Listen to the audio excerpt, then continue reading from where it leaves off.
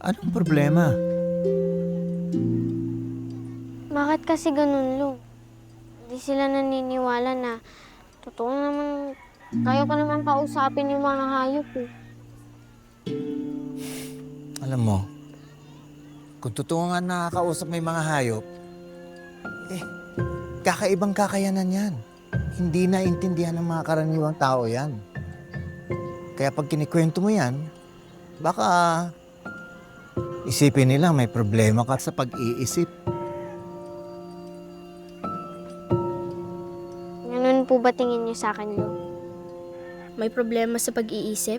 Hindi naman sa ganun, Tera. Ang sinasabi ko lang, pag nagkwento ka na nakausap mo ang mga hayop, hindi ka maintindihan ng mga tao. Ang natatakot naman ako, baka pagtawanan ka pa nila. Kaya siguro, mas mabuti, huwag mo nang ikwento na kaya mong kausapin ng mga hayop. Di ba?